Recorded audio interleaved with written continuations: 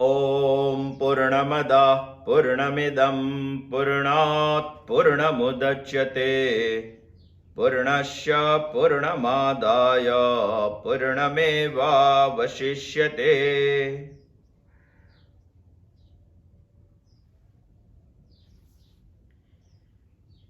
ईशावास्य उपनिषद के बारे में हम चिंतन कर रहे हैं। शुक्ल यजुर्वेद के कण्व शाखा का 40वां अध्याय है ईशावास्य उपनिषद। ईशावास्य उपनिषद का 18 मंत्र है। 18 मंत्र में से प्रथम मंत्र का चिंतन अभी हम कर रहे हैं। ईशावास्यमिदं सर्वं यत्किंच जगत्यां जगत् तेन त्यक्तेन भुञ्जीथा मा गृध कस्य स्विद्धनम्। बहुत गुद्धार्थ से भरा हुआ ईशावास्य उपनिषद है। उसमें पहले मंत्र का प्रथम चरण का हम गत बुधवार को अध्ययन कर रहे थे, चिंतन कर रहे थे। ईशावास्यम इदम सर्वम। ईश्वर से ये सब को, इस सारे जगत को आच्छादित कर देना चाहिए, व्यापक कर देना चाहिए, ढक देना चाहिए। मगर जिनसे जिस चीज को ढकना है वो चीज को हमें पहले समझना पड़ेगा। जैसे यहां बोल रहे हैं ईशावास्य उपनिषद हमें, वैसे सोचे तो ईशावास्य उपनिषद का प्रथम मंत्र का प्रथम चरण हमारे जीवन का लक्ष्य भी बन सकता है। प्रथम चरण में ही ईशावास्य उपनिषद हमें यह बता रहे हैं कि सारे जगत को, यत्किंचित जगत्यं जगत, जो जड़ और चेतन सब दिखाई दे रहे वो सबको, जो परिवर्तनशील है, जो परिवर्तनशील नहीं है, वो सबको ईश्वर से आच्छादित कर देना चाहिए। मगर ईश्वर से आच्छादित जिसको करना है वो ईश्वर को हमें पहले समझना पड़ेगा। यदि उसको हम समझ गए, क्योंकि हमारे मन में सिर्फ मंदिर में बैठी हुई मूर्ति ईश्वर है इतना नहीं है, हमारा वेद कुछ अलग बता रहा है, वो हमें सोचना चाहिए। यह हमारी प्राथमिकता है, मंदिर की मूर्ति, उससे बहुत आगे हमें जाना है उपनिषद का चिंतन करते करते। इसीलिए हम पहले उपनिषद चिंतन में ईशा शब्द का अर्थ समझने का प्रयत्न कर रहे हैं। इस धातु से बना हुआ ईशा शब्द है। इस धातु का मतलब होता है ऐश्वर्य या सामर्थ्य। ऐश्वर्य या सामर्थ्य की बात करेंगे तो ईश्वर इस सृष्टि में, इस ब्रह्मांड में, जितने भी ब्रह्मांड हैं वो सारे ब्रह्मांडों में ईश्वर सर्व सामर्थ्यवान है, सबसे बहुत सामर्थ्यवान है, सबसे शक्तिशाली है। ऐसी एक चीज हमने ईश्वर के बारे में सोची थी। सबसे सामर्थ्यवान माने कितने? जो इस ब्रह्मांड में कर्तुम अकर्तुम अन्यथा कर्तुम है। जो चाहे वो दुनिया में कर सकता है, नहीं चाहे वो नहीं भी कर सकता है, हम चाहे उससे वो उल्टा भी कर सकता है। इतना जिसमें सामर्थ्य है वो है सामर्थ्यवान। इस धातु का मतलब है सामर्थ्य, ऐश्वर्य। ईश्वर में इतना ऐश्वर्य है, ईश्वर में इतना सामर्थ्य है, उसी को हमारा उपनिषद ईश्वर मानता है। वही ईश्वर से इसको हम आच्छादित करना चाहते हैं। ईशावास्यम इदं सर्वम, ये सबको आच्छादित कर दे। शास्त्रों ने बताई हुई ईश्वर की ये बात हमें सोचनी चाहिए। सोचनी चाहिए ऐसा नहीं है, वही मानना चाहिए। उसके बगैर मानने का हमारे पास कोई रास्ता नहीं है। ईश्वर माने सर्वशक्तिमान, ईश्वर माने सर्व सामर्थ्यवान, मगर सब लोग ऐसा नहीं मानते हैं। नहीं मानते ऐसा नहीं है, ईश्वर सामर्थ्यवान है इसका खंडन भी करते हैं। उसको हम बोलते हैं निरीश्वरवादी, दूसरे अर्थ में बोलते हैं चार्वाक। ऐसे लोग लॉजिक से बताते हैं कि इस जगत में ईश्वर नहीं है, मानना नहीं चाहिए। खाना पीना मजा करना यहां भी खत्म हो जाता है, आगे कुछ है ही नहीं, ऐसा बता रहे लोग। हमने सोचा था कि ये चार्वाक सूत्र देवों के गुरु बृहस्पति ने लिखे थे। प्रश्न होता है कि क्यों लिखे?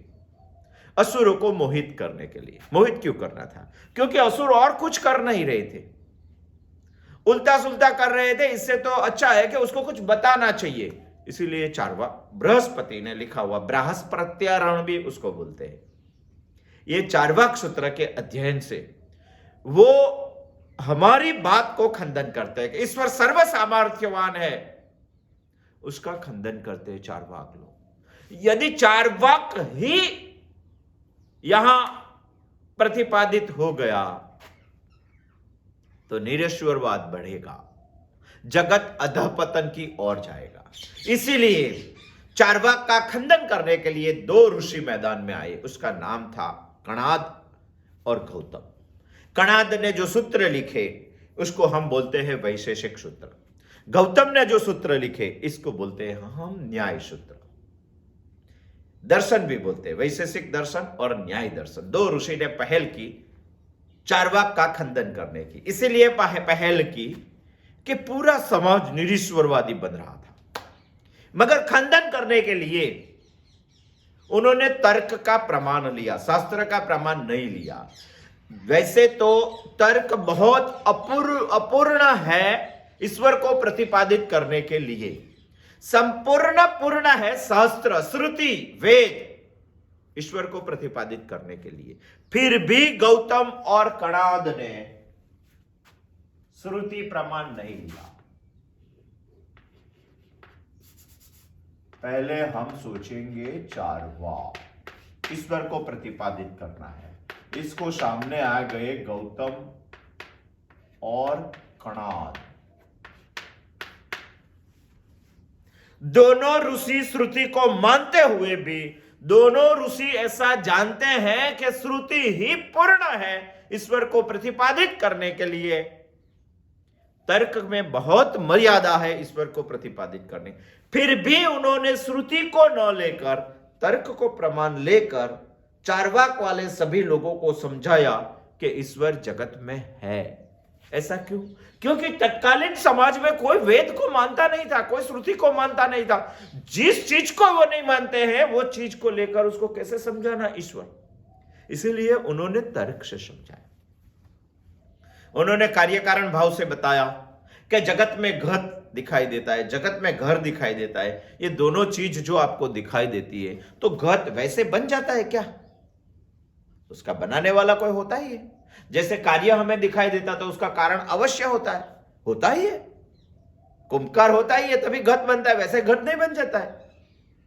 वो बात कणाद और गौतम ने समझा। वो बात समझने के बाद निरीश्वरवादी लोगों ने बताया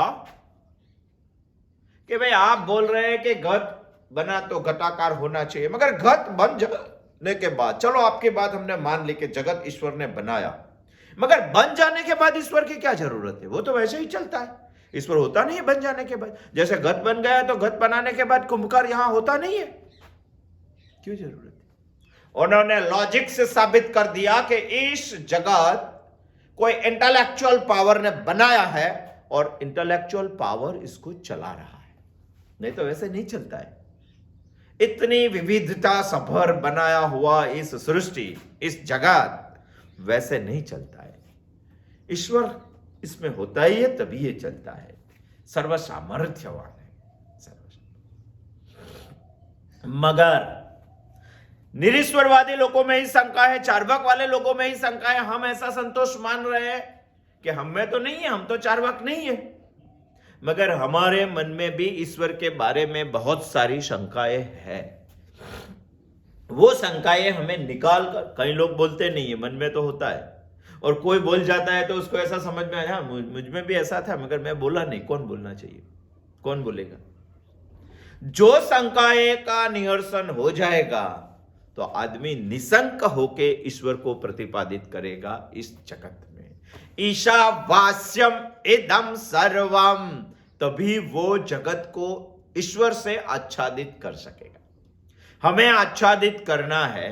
आच्छादित करने के लिए पूर्णतः शास्त्रों जो बता रहे उसी ढंग से ईश्वर को समझना पड़ेगा। वैसे तो हमारे शिव महिम्न स्तोत्र पुष्पदंत जी ने जो लिखा है उसमें भी एक श्लोक है, वो हमें सोचना चाहिए। उसमें भी बहुत सारी शंकाएं ईश्वर के बारे में है, बहुत सारी शंकाएं।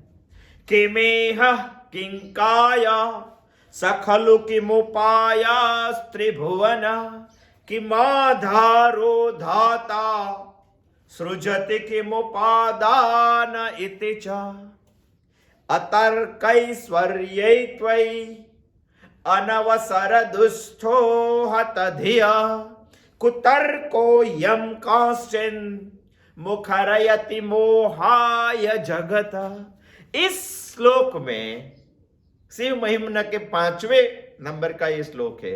उसमें पुष्पदंत जी ने ईश्वर के बारे में कौन कौन सी शंकाएं हो सकती है, वो 5 शंकाएं बताई हुई है और उसका निशंक करने का रास्ता भी बताया है। वो हमें सोचना चाहिए, तभी हम ईशा को समझ सकते हैं, ईशावास्य उपनिषद को। अरे ईशावास्य उपनिषद को, ईशा को हम समझेंगे, ईश्वर को हम समझेंगे, तभी तो हम इस जगत को ईश्वर से आच्छादित कर सकते हैं। हमें तो आच्छादित करना है। उपनिषद ने हमें ये लक्ष्य बताया है। ये लक्ष्य तक पहुंचने के लिए हमें ईश्वर को समझना है। पहले हम ईशावास्य उपनिषद के प्रथम मंत्र के प्रथम चरण को ही अभी चिंतन कर रहे हैं। ईशावास्यम इदं सर्वम यत्किंच जगत्यां जगत, वही मंत्र का हम अध्ययन कर रहे हैं। उसी श्लोक में पुष्पदंत जी ने बताया किंकाय, किमिह, किम इह, पहला कारण बताया है किम इह।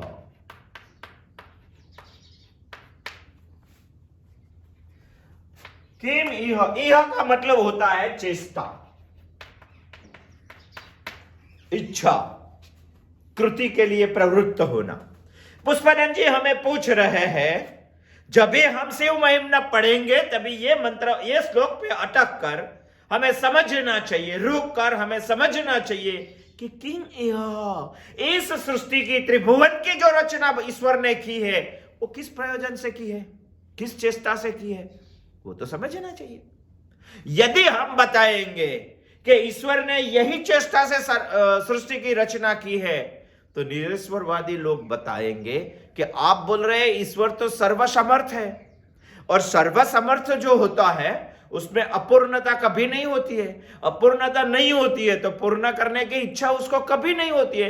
यदि इसको इच्छा हुई, यदि इसको इस जगत को निर्माण करने की चेष्टा हुई, तो वो सर्वसमर्थ नहीं बोल सकते आप। सोचो, हमारे शास्त्रों ने जो विचार मुका है, जो सोच मुकी है, उसका खंडन करने का कौन कौन सा तरीका है उन लोगों का। किम इह किमेह किंकाय सखलु किमुपाया त्रिभुवन।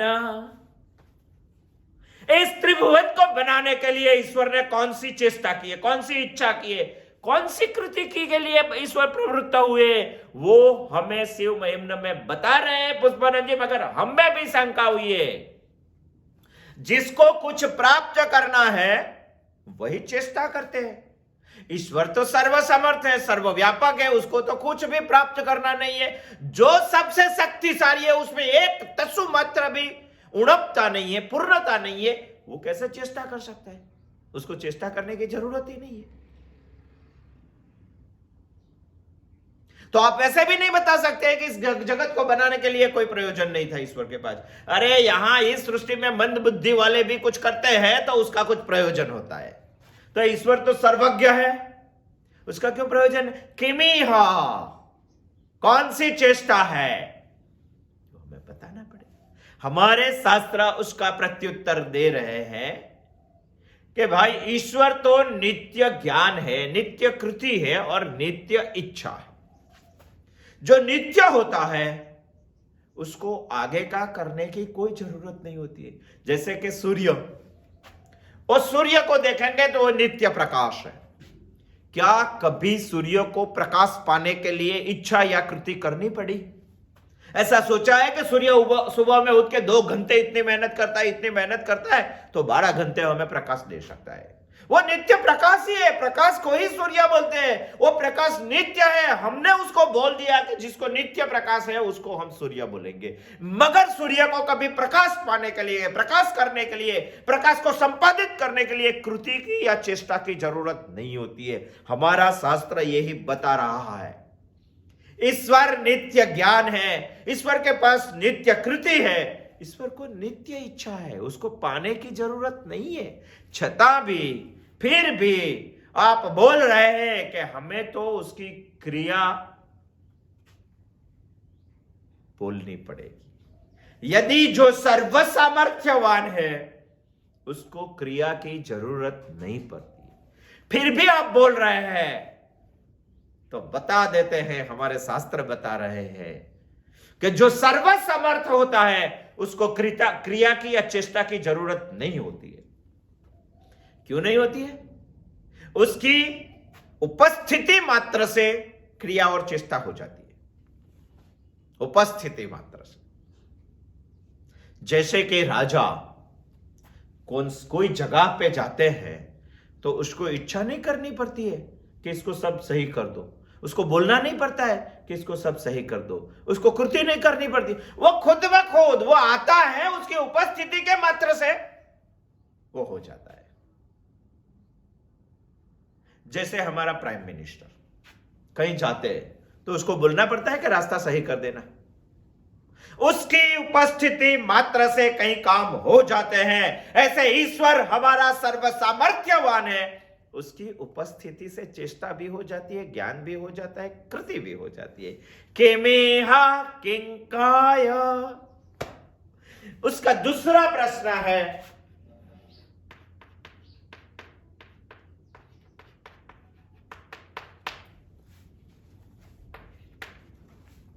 आप जो ईशावास्य का ईश्वर मान रहे हैं, आप जो बोल रहे हैं कि ईशावास्यम इदम सर्वम, तो निरीश्वरवादी हमको पूछ रहे हैं, जो मानते हैं उसको कि ईश्वर की चेष्टा नहीं होती है। आप बता रहे हैं कि नित्य इच्छा, नित्य ज्ञान और नित्य कृति होती है, और जो होती है उसको करने की जरूरत नहीं होती है, उसकी उपस्थिति मात्र से सब हो जाता है। सर्व सामर्थ्यवान, जैसे हमारे प्राइम मिनिस्टर के राजा कहीं जाते हैं तो उसकी उपस्थिति मात्र से बहुत कुछ हो जाता है, वैसे ईश्वर की उपस्थिति मात्र से बहुत कुछ हो जाता है। मगर उसका दूसरा प्रश्न है किं कायः, उसका शरीर कौन सा है, तन कौन सा है, तो पूछ रहे।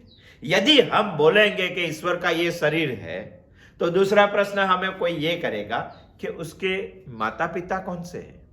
यदि हम बोलेंगे कि इसका माता पिता है तो उसको मर्यादा आ जाएगी, उसको लिमिटेशन आ जाएंगे, और लिमिटेशन उसको खड़ा करने के लिए माता पिता की जरूरत है, तो वो सर्व सामर्थ्यवान कैसे हो सकते हैं। हमने एक बात मानी थी, एक बात पहले से रखी ईशावास्य उपनिषद में, ईश्वर माने इस धातु से बना हुआ शब्द है। इस धातु का अर्थ होता है ऐश्वर्य या सामर्थ्य।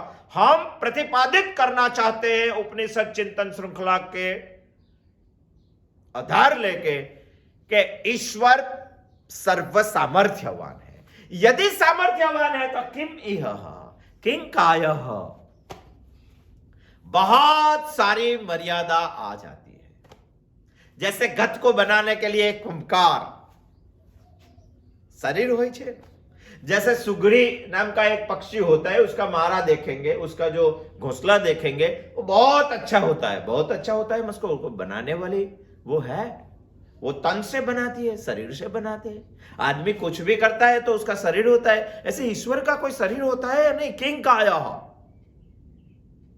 शास्त्रों हमें प्रत्युत्तर दे रहे हैं कि इस दुनिया में कई चीज ऐसी होती है जिसको बनाने के लिए शरीर की जरूरत नहीं होती है।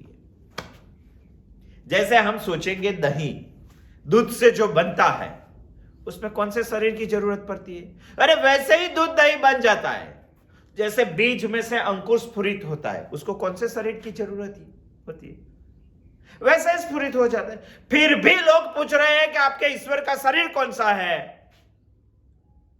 तो बता भी सकते हैं कि ईश्वर का शरीर है परमाणु।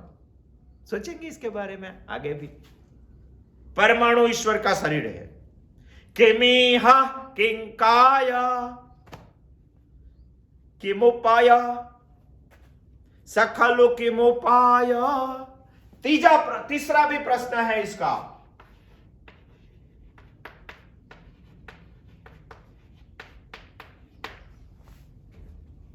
यदि आप ईश्वर को किम इह किम काय बता सकते हैं तो किम उपाय, उसका उपाय क्या है?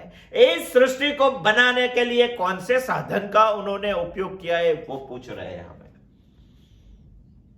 पुष्पानंद जी को यह शंका नहीं थी, मगर दुनिया के बहुत सारे लोगों को यह शंका है। शंका निकालने के लिए उन्होंने शिव महिम्न स्तोत्र के 5वें श्लोक पे यह बताया है, किमेह किंकाय स खलु किमुपाय, किम उपाय,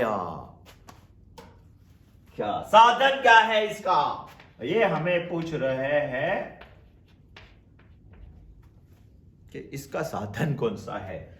जब कुम्हार घट बनाते हैं तो घट बनाने के लिए कुम्हार की जरूरत होती है, मिट्टी की जरूरत में होती है, मगर और भी कोई चीजों की जरूरत होती है। जैसे पहले तो मिट्टी की खुदाई करने के लिए कुदारी चाहिए, उसको भरने के लिए गमला चाहिए, भरकर उसको घर पे लाने के लिए गधा चाहिए, घर पर लाने के बाद उसको मिक्स करने के लिए पानी चाहिए, बड़ी बड़ी मिट्टी को अलग निकालकर छोटे छोटे करने के लिए एक धोखा चाहिए कि नहीं? और ये सब हो जाने के बाद भी उसकी घड़ाई करने के लिए, उसको बर्तन बनाने के लिए, उसका कुंभ बनाने के लिए उसको ये गोल घुमाने वाला चाक चाहिए। किमेह किंकाय स खलु किमुपाय, कौन से साधन का यूज करता है? जैसे आप गद का एग्जांपल दे रहे हैं, तो गद को बनाने के लिए कुम्हार के पास बहुत सारे साधन होने चाहिए।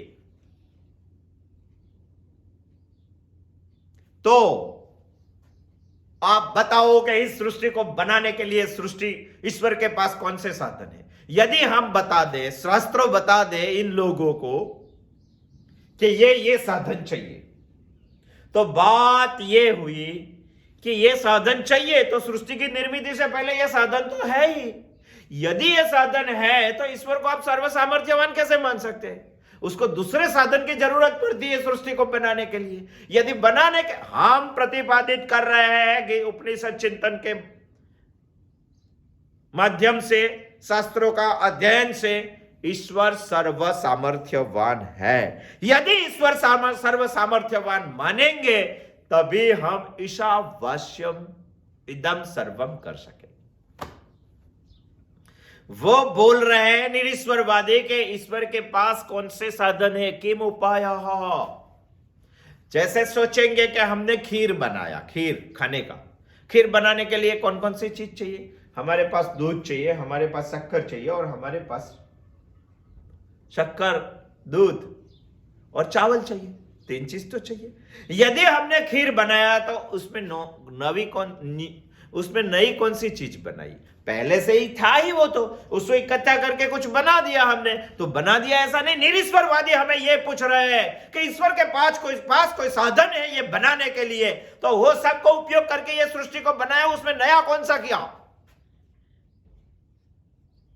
शास्त्र इसका जवाब दे रहे हैं कि जो सर्व सामर्थ्यवान होते हैं इसको कोई साधन की जरूरत नहीं पड़ती। जो निर्भर होते हैं उसको साधन की जरूरत पड़ती है। किम उपाय, उसका जवाब है हमारे वेदों के पास, हमारे शास्त्रों के पास। जो ईशावास्य उपनिषद में ईशा का वर्णन किया हुआ है, वो ईश्वर को, इस सृष्टि को बनाने के लिए कोई साधन की जरूरत नहीं है, क्योंकि वो सर्व सामर्थ्यवान है।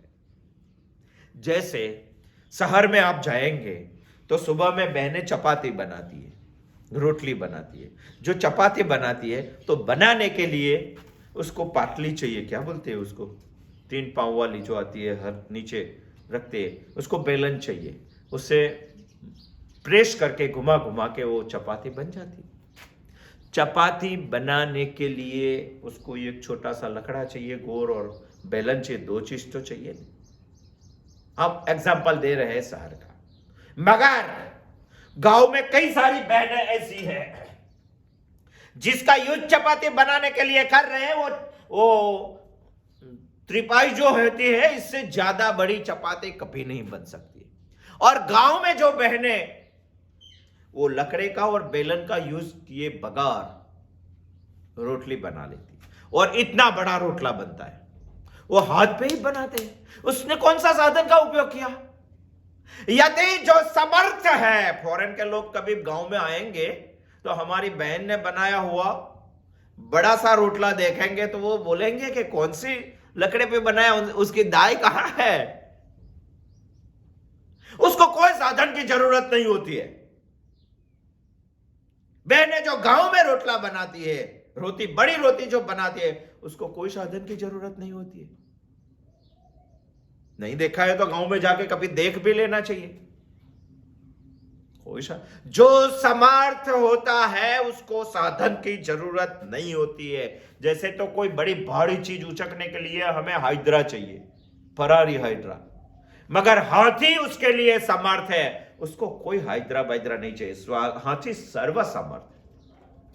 जैसे कि त्रिलोक को हिलाने वाला यदि कोई आदमी निरीश्वरवादी बन गया और इसको हमें जीतना है, हराना है, कुबेर का भंडार जिसके पास है, देव उनके पास जहां काम करते हैं, ऐसे आदमी को हमें हराना है तो कितना वेल ट्रेन सैन्य चाहिए, आप सोचो। पौलत्स्य के पुत्र रावण को यदि हराना है तो कितना साधन संपन्न चाहिए। अभी चल रहा है यूक्रेन और रूस वाला, कितना साधन संपन्न चाहिए युद्ध करने के लिए। टीवी पर देखें तो हमें समझ में आ जाएगा। यदि ये छोटा सा युद्ध, अरे जब ये युद्ध हुआ तभी ये बता रहे हमारे शास्त्र, जिसको कोई उपमा नहीं दे जा सकती, ऐसा बड़ा युद्ध है राम रावण युद्ध हो। इतना बड़ा युद्ध था, ये युद्ध तो उनके सामने कोई भी नहीं, परसेंटेज में भी नहीं आता है। यदि ये देख के भी हम चौंक जाते हैं तो इतना बड़ा युद्ध के लिए, रावण के साथ युद्ध करने के लिए कितने साधन चाहिए, सोचो। विजेतव्या लंका, लंका को जीतनी थी, चरण तरणीयो जल निधि, सागर को क्रॉस करने था, उसके पास कोई सबमरीन नहीं थी, उसके पास कोई जहाज नहीं था। विजेतव्या लंका चरण तरणीयो जल निधि, विपक्ष पौलत्स्यो रणभुवि सहायाश्च कपय, સામે રાવણ જેવો દુશ્મન હતો અને સહાય કરવા વાળા કપી હતા, વાંદરાઓ હતા. તથાપ્યેકો રામ સકલમ અવદ્રિદ્રાક્ષ શકુલમ, આટલી બધી અશક્યતાઓ હોવા છતાં, સાધન સામગ્રી ન હોવા છતાં એકલા રામ રાક્ષસ કુળને ખલાસ કરી શકે છે.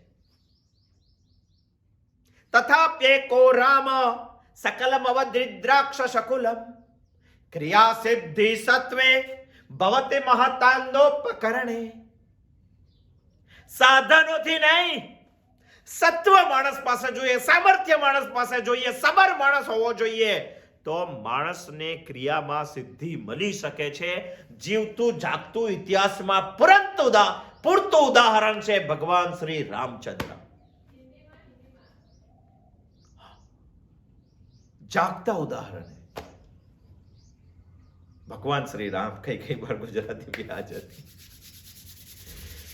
ये तो पुष्पदन जी ने हमारे मन में थोड़ी शंकाएं खड़ी कर दी है, उसके बारे में हमें सोच रहे हैं कि वेहा किंकाय सखलु की मुपाय. उपाय कौन सा है ईश्वर के पास? ईश्वर सर्व सामर्थ्यवान है, और जो सर्व सामर्थ्यवान है उसको साधन की जरूरत नहीं होती है. किमेह किंकाया सखलु के मुपाया त्रिभुवना. ये त्रिभुवन बनाने के लिए इसको कोई चेष्टा करने की जरूरत नहीं, इसको कोई काया की जरूरत नहीं है, इसको कोई साधन की जरूरत नहीं है. वैसा हमारा ईश्वर सर्व सामर्थ्यवान है. किमाधारो धाता,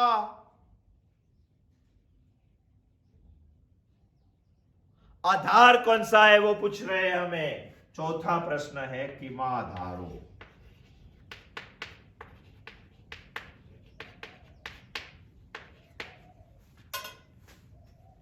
कौन से आधार पे बैठ के ईश्वर ने ये सृष्टि का निर्माण किया है वो इसीलिए समझना है कारण के ईशावास्य उपनिषद ने हमें लक्ष्य दिया है ईशा से इदम सर्वम को आच्छादित करना। यदि हमें सही माने में आच्छादित करना है तो जिससे आच्छादित करना है वो चीज हमें परफेक्ट समझनी पड़ेगी। वही समझ रहे हैं हमारे मन में एक शंका होती है कि किम आधारः, कौन से आधार लेकर, जैसे हम कुम्हार की बात करेंगे, एक एग्जांपल पहले से लिया इसीलिए उसको ले रहे हैं। कुम्हार को बात करेंगे तो कुम्हार घट बना रहा है, घट बनाने के लिए वो कहां बैठता है? उसके घर के बरामदे में बैठता है, वो बैठता है और बैठकर घट बना रहा है। किसी एक जगह का तो आधार लेना पड़ेगा ने। आधार के बगैर ईश्वर कैसे बना सकते हैं सृष्टि को? हम बोलेंगे कि पृथ्वी को बनाया तभी स्वर्ग में बैठे थे, मगर कई लोग बोलने वाले बोलेंगे कि स्वर्ग बनाया तभी कहां बैठे हुए थे। बहुत सारा प्रश्न हो सकते हैं, मगर हर एक जगह पे आधार की जरूरत होती है ऐसा नहीं है। बगैर आधार भी बहुत कुछ हो सकता है। जैसे हम सोचेंगे कि हम कहीं बैठकर कुछ बना रहे, तो कहीं बैठे हैं हम कोई छोटा सा आसन पे बैठे। आसन कहां है? हमारे घर के फ्लोरिंग पे। हमारा घर का फ्लोरिंग कहां है? भारत नाम की एक भूखंड की जो आकृति बनाई हुई है उसमें है। वो भूखंड कहां है? एशिया नाम का एक बड़ा भूखंड बनाया हुआ है उसमें, वो कहां है? वो पृथ्वी पर है। पृथ्वी ने किसका आधार है? सोचेंगे हम, किसके आधार पे पृथ्वी खड़ी है? जवाब दे सकते कि पृथ्वी आकाश में है, अवकाश में है, जिसको किसी का आधार नहीं है। अवकाश माने निराधार बोला जाता है। हम कोई चीज यहां खड़ी करेंगे जिसको कोई भी आधार नहीं है, हो सकती है कि नहीं हो सकती है? हमारी पृथ्वी इस सौर्य मंदिर में घूम रही है और किसी का भी आधार लिए बगैर घूम रही है। आप बोलेंगे कि उसको सौर्य मंदिर का आधार है, तो सौर्य मंदिर कहां है? आप बोलेंगे कि इसको आकाशगंगा का आधार है, तो आकाशगंगा कहां है? आप बोलेंगे कि इसको ब्रह्मांड का आधार है, तो ब्रह्मांड कहां है? किसी का आधार लिए बगैर की दुनिया की सबसे बड़ी चीज हो सकती है, जो हो सकती है वो सर्वसमर्थ कर सकते हैं। किम आधारः, आधार के बगैर भी ये सृष्टि बन सकती है, रह सकती है, और वो है हमारा ईश्वर। किमेह किंकाय सकल किमुपाय त्रिभुवन किमाधारो धाता। जो बनाने वाला है किससे आधार पे बैठ के सृजति बना रहा है? किमाधारो धाता सृजति किमुपादान इति च। इस सृष्टि को पांचवी एक शंका है कि ईश्वर ने किम उपादान,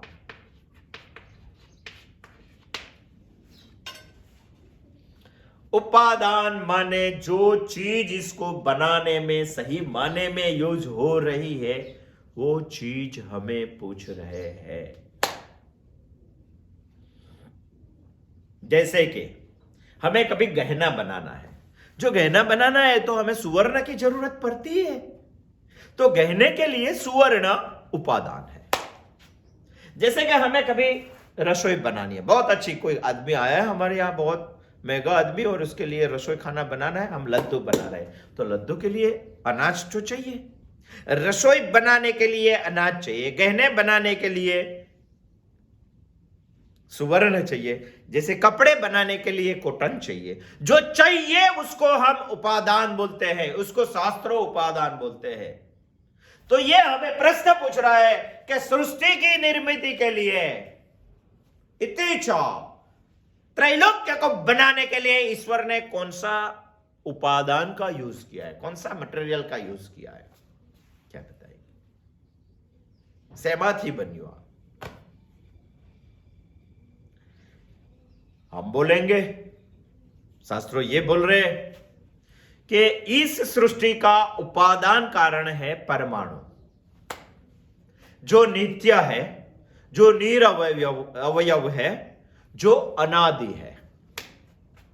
मगर यहां एक प्रश्न खड़ा होता है कि क्या परमाणु से सृष्टि बनी हुई है? तो परमाणु ईश्वर ने बनाया हुआ है, परमाणु को ईश्वर ने बनाया है। यदि हम बोलेंगे यहां कपिल और गौतम का, यहां कणाद और गौतम का रोल खत्म होता है, यहां से आगे दो ऋषि आई समझाने के लिए, परमाणु से वो अटक जाते हैं। वहां से आगे समझाने के लिए दो ऋषि आए जिसका नाम है कपिल और पतंजलि।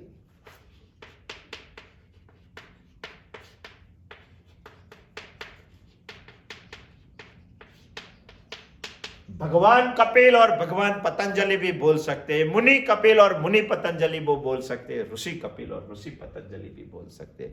कपिल मुनि ने जो ज्ञान दिया इसको हम सांख्य दर्शन बोल रहे हैं। पतंजलि मुनि ने जो ज्ञान दिया इसको हम योग दर्शन बोल रहे हैं। हमारे सद दर्शन में दो दो की जोड़ी है, जैसे न्याय और वैशेषिक की एक जोड़ी है, जैसे संख्य और योग दर्शन की एक जोड़ी है। बाद में जो दो आते हैं वो उत्तर मीमांसा और पूर्व मीमांसा, वो भी उसकी भी एक दो जोड़ी है। ये दो जोड़ी ने यहां से काम शुरू किया। जैसे कि उपादान का हम बता रहे हैं कि परमाणु से इस सृष्टि को ईश्वर ने निर्माण की, तभी निरीश्वरवादियों का एक प्रश्न होता है कि क्या परमाणु ईश्वर ने बनाया?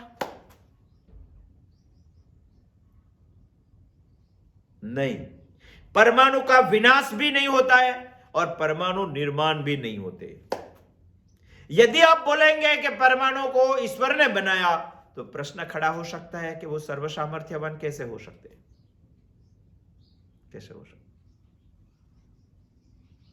यदि हम बोलेंगे कि नहीं, परमाणु ने ईश्वर ने नहीं बनाया, तो सर्वसामर्थ्य ऊपर शंका हो जाएगी।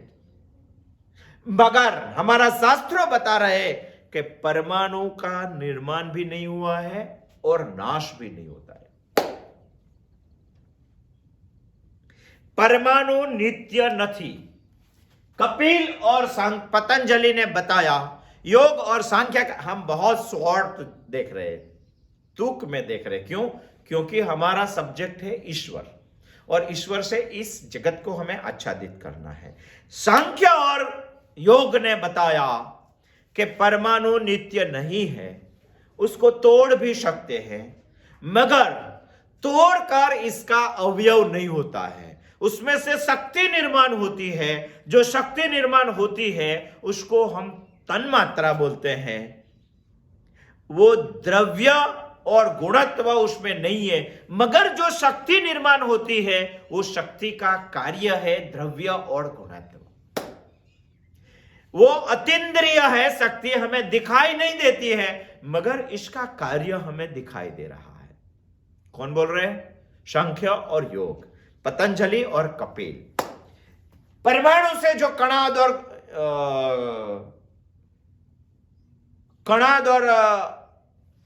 परमाणु से जो कणाद और गौतम अटक गए, वहां से कपिल और पतंजलि ने बाजी हाथ में ले ली है और लेकर उन्होंने समझाया कि परमाणु का नाश नहीं होता है, परमाणु नित्य भी नहीं है, परमाणु को तोड़ सकते हैं, तोड़कर इसका अवयव नहीं होता है, उसमें से शक्ति निर्माण होती है, जिस शक्ति को हम तन्मात्रा बोल रहे हैं, मात्रा नहीं, तन्मात्रा यानी शुद्ध महाभूत तन्मात्रा बोल रहे हैं। तन्मात्रा को हम देख नहीं सकते क्योंकि वो अतीन्द्रिय है, मगर उसका द्रव्य और गुण उसकी शक्ति का कार्य है। तन्मात्रा शक्ति का कार्य है, वो अतीन्द्रिय विषय है। अतीन्द्रिय जैसे कि विद्युत प्रवाह है, उसको हम देख नहीं सकते। कभी भी दुनिया में किसी ने विद्युत प्रवाह को देखा है? हाँ, वो साधन को देख सकते हैं, उसकी क्रिया को देख सकते हैं। यहां बल्ब जल रहा है, यहां हेलोजन जल रहा है, उसकी क्रिया को देख सकते हैं। ये पंखा चल रहा है, उसकी क्रिया को देख सकते हैं, उसको नहीं देख सकते, वो अतीन्द्रिय है। वैसे ही सांख्य और योग हमें बता रहा है कि आप बोल रहे हैं कि परमाणु ईश्वर ने निर्माण किया। यदि ईश्वर ने नहीं निर्माण किया तो उसके सर्व सामर्थ्य ऊपर शंका आ जाती है। तो सांख्य और योग हमें समझा रहे हैं कि परमाणु को तोड़ सकते हैं, नाश नहीं होता है, उसका अवयव होता है, अवयव नहीं होता है, उसमें से शक्ति निर्माण होती है। वो शक्ति को हम तन्मात्रा बोल रहे हैं, वो अतीन्द्रिय है।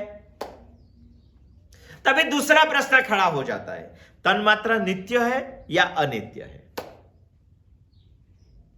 यदि हम बोलेंगे कि तन्मात्रा नित्य है तो ईश्वर के सर्व सामर्थ्य पे शंका आ जाएगी, क्योंकि ईश्वर ने तो बनाया नहीं है। यदि बनाया नहीं है और तन्मात्रा नित्य है तो ईश्वर सर्व सामर्थ्य कैसे हो जाएगा? शंका आ जाएगी। इसीलिए सांख्य और योग ने हमें कुछ कैलकुलेशन करके दिया। वो कैलकुलेशन हमें समझना चाहिए। 25 तत्वों का कैलकुलेशन करके दिया। उन्होंने बताया कि एक मूलतः प्रकृति है,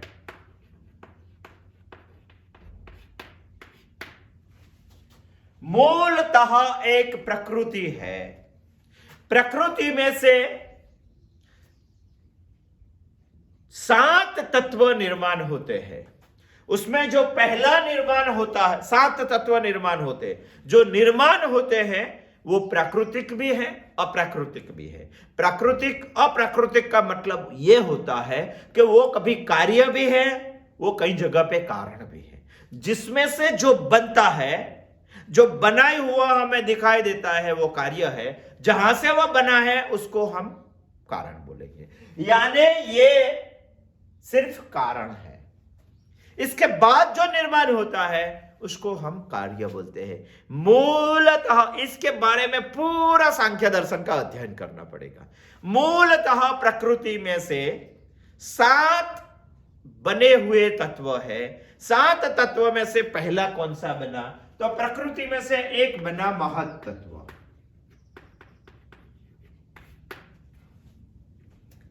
महत् तत्व में से दूसरा बना अहंकार।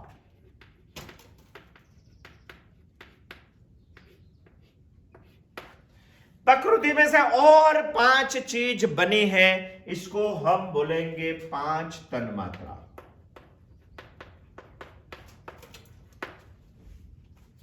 हुआ 7। ये तो एक हुआ, ये एक हुआ, ये 7 हुआ। 1 2 5 7। देखो, जहां कणाद और गौतम अटक गए, वहां से पतंजलि और कपिल ने कैसे बाजी संभाल लिए। परमाणु से वो अटक गए, और परमाणु अनादि भी नहीं है और अनित्य भी नहीं है। वो समझाने के लिए उन्होंने बताया कि मूलतः प्रकृति है। प्रकृति में से प्रकृति विकृति होकर 7 तत्व निर्माण हुए। जो इसमें से निर्माण हुए वो किसी और को निर्माण भी कर सकते, इसीलिए उसको हम कार्य कारण भाव बोलते हैं। इसमें से 70 तत्व निर्माण हुआ है। 70 तत्व। कौन सा 70 तत्व? उसमें से निर्माण हुआ है, ये सब में से निर्माण हुआ है पंच ज्ञानेन्द्रिय हमारी, पंच कर्मेंद्रिय हमारी, एक मन हमारा, और 5 विषय। कितने हुए? 5 6 11 16 हुए। पंच कर्मेंद्रिय, पंच ज्ञानेन्द्रिय, 11वां मन और 5 विषय, 16 हुए। कितने निर्माण हुए? 16 निर्माण हुआ। मगर पतंजलि और कपिल, सांख्य वाले कपिल मुनि हमें बता रहे हैं कि प्रकृति से पहले एक पुरुष था। उसमें प्रकृति भी नहीं है, उसमें विकृति भी नहीं है। वो अप्राकृतिक है, अविकृत है, जिसमें से संपूर्ण है, जिसको हम बोलेंगे पुरुष। यही ज्ञान हमें सांख्य दर्शन ने परमाणु की उलझन में से निकलने के लिए बताए। 1 और 1 2 और 7 9 और 16 25 तत्वों का ज्ञान बताया। मगर फिर भी एक प्रश्न होता है कि आप जो बोल रहे हैं तन्मात्रा, वो नित्य है या अनित्य है? यदि हमने बोल दिया कि नित्य है तो सामर्थ्य पे आ जाएगा, मगर ये यहां से निर्माण हुआ है और किसी और को निर्माण कर रहा है, इसीलिए वो कार्य कारण भाव है। प्रश्न ये खड़ा होता है कि वो सब तो हम समझ गए, इसमें से ये निर्माण हुआ, इसमें से ये निर्माण हुआ, यहां से पूरा जगत चल रहा है, वो तो समझ में आ गया, मगर आप जो मूलतः प्रकृति बोल रहे हैं वो ईश्वर ने बनाई क्या? यदि हम बोलेंगे कि ईश्वर ने नहीं बनाई है तो फिर सर्व सामर्थ्य पे शंका आ जाएंगे। मगर इसका प्रत्युत्तर हमारा शास्त्र यह दे रहा है कि ईश्वर ने जब भी काल की रचना की तभी प्रकृति की रचना की है। काल और जब भी काल ही नहीं था तब आप इसको कैसे समझ सकते हैं? काल और प्रकृति दोनों को साथ में निर्माण किया, इसीलिए हम बोल सकते हैं कि वो अनादि है, वो नित्य है। इसकी उत्पत्ति हुई है, पुरुष ने ही इसकी उत्पत्ति की है, फिर भी वो काल के साथ निर्माण हुई है, इसीलिए इसको हम अनादि बोल सकते हैं।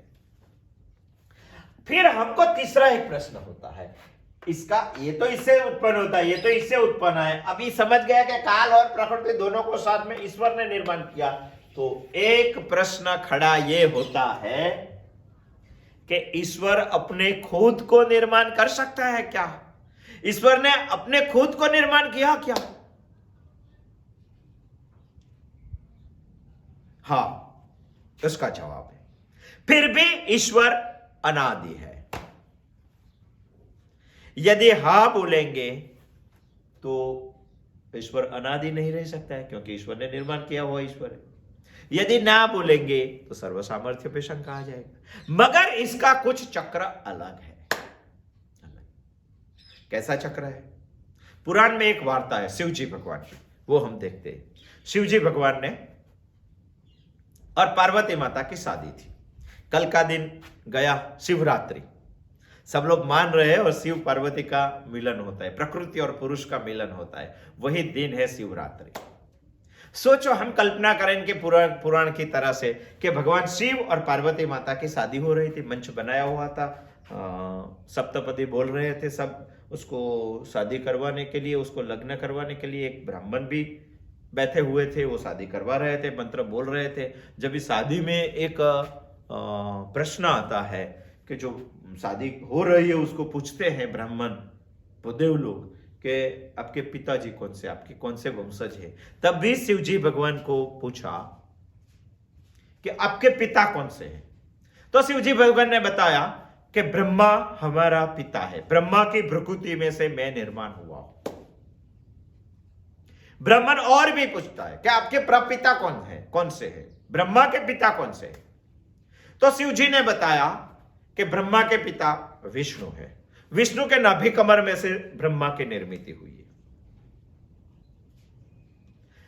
तो ब्राह्मण और भी पूछ रहे कि विष्णु के पिता कौन से है, तो शिव जी बता रहे हैं कि विष्णु का पिता मैं हूं। सब हंसने लगे हैं, अरे विष्णु के पुत्र ब्रह्मा है, ब्रह्मा से निर्माण शिव जी है, तो फिर शिव जी बोल रहे हैं कि मुझ में से ही निर्माण हुआ है विष्णु। ये तो उल्टा चक्र हो गया। वैसा ही है, वही सत्य है। ईश्वर कभी खुद को निर्माण नहीं करता है, यदि मानेंगे तो निर्माण नहीं करता है, यदि मानेंगे तो निर्माण भी कर सकता है। राउंड वाला जवाब है। सही माने में समझने में और एक एग्जांपल ले लेते हैं कि कुछ वीरान प्रदेश था, खांडव राज्य था, उसमें एक आदमी को ऐसा है कि उसको साफ करना चाहिए। उन्होंने बहुत सारे हजारों हेक्टर जमीन उन्होंने साफ करवा उन्होंने ऐसा बनाया कि उसमें कुछ बसाना चाहिए, बहुत अच्छा नगर बसा है। एक नगर ने 50-50, 100-100 नगर बसा दिए उन्होंने, एक ही आदमी ने। बस्ती हो गई, सब रहने लगे, मगर सुव्यवस्थित रहने के लिए सबने ऐसा सोचा कि कोई व्यवस्था होनी चाहिए। तो जिस आदमी ने पूरे जंगल को साफ किया था, उसमें सभी बस्ती बना दी, बहुत सारे नगर बसा दिए। उस आदमी को एक विचार आया कि कई नगर के तरह से एक एक मंत्री बनाना चाहिए। 11 मंत्री बना दिए उन्होंने, 11 मंत्री बनाए। फिर 11 मंत्री ने एक राजा बनाया। जिस आदमी ने पहले जंगल को साफ किया था उसी आदमी को राजा बना दिया। यदि आप प्रश्न पूछेंगे कि राजा ने क्या बनाया, तो राजा ने मंत्री बनाया, मंत्रियों ने शहर बसाया, शहर की व्यवस्था की। मगर राजा को किसने बनाया? तो मंत्रियों ने राजा को बनाया। राजा ने क्या बनाया? तो राजा ने मंत्रियों बनाए। तो मंत्रियों ने क्या बनाया? मंत्रियों ने राजा बनाया। फिर उधर ही आया। विष्णु का निर्माण होता है विष्णु में से ब्रह्मा जी, ब्रह्मा जी से निर्माण होता है शिव, शिव में से निर्माण होता है विष्णु। यही चक्र है, वो हमें समझना पड़ेगा। अंतिमतः प्रश्न है, मगर पूछने वाले तो बहुत सारे प्रश्न पूछ रहे हैं कि मैं हा किंकाया कुतर को यम कांस्टीन। इतने सारे कुतर्क है, आप थक जाएंगे, उसको नहीं सोचना चाहिए। पूछने वाले पूछ रहे हैं कि भगवान ने, ईश्वर ने आकाश का पुष्प क्यों नहीं बनाया, ख पुष्प क्यों नहीं बनाया, सस्य का सिंह क्यों नहीं बनाया, मृगजल में स्नान क्यों नहीं करवाया? अरे बहुत सारे प्रश्न हो जाए। सर्प को में रज्जु में सर्प दिखाया तो रज्जु को सर्प क्यों नहीं बनाया? बहुत सारे प्रश्न पूछ रहे हैं। पूछने वाले तो ऐसे पूछ रहे हैं कि गन्ने का धंधा होता है, बहुत मीठा होता है, उसको फर क्यों नहीं लगाया? चंदन का पेड़ होता है, बहुत सुगंधीदार होता है, तो उसको पुष्प क्यों नहीं लगाया? सुवर्ण होता है, सबको बहुत पसंद आता है, तो उसको सुगंध क्यों नहीं? बहुत सारे प्रश्न हो सकते हैं। यदि ये तो कुतर्क है, यदि बनाने वाला जो मिर्ची को तीखा बना सकता है, तो क्या मीठा नहीं बना सकता है? वो कुछ भी कर सकते हैं, कर तुम अकर तुम अन्यथा कर तुम है। बहुत सारे प्रश्न है, मगर बहुत सारे प्रश्न का अभी हमारा वेदांत दर्शन प्रत्युत्तर देगा। मीमांसा दर्शन, पहले हम गौतम और कणाद को पढ़े, फिर शॉर्ट में हम कपिल और पतंजलि को पढ़े, अभी हम पूर्व मीमांसा उत्तर मीमांसा जो वेदांत की रचना हुई है, सारे प्रश्नों का प्रत्युत्तर करके ईशा को प्रतिपादित करेंगे। आने वाले बुधवार को हम ये सोचेंगे, ईशावास्यम इदम सर्वम यत्किंच जगत्यां जगत तेन त्यक्तेन भुंजीथा मागृदः कस्य स्विद्धनम। इस ईश्वर से इदम सर्वम को हमें आच्छादित करना है, इसीलिए ईशा को हम समझ रहे हैं। जय श्री कृष्ण।